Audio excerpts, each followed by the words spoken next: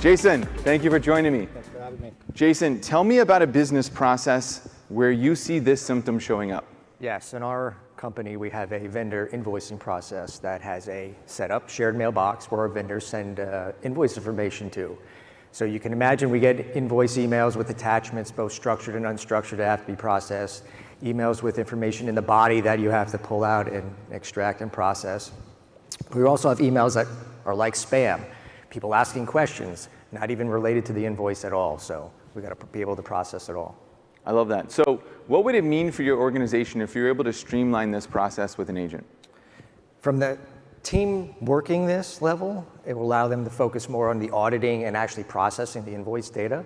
From a bigger picture total invoice process for the company, it will reduce the days to invoice, which ultimately has a positive impact on the overall cash flow for the company. Love it. Jason, thank you so much. Thank you.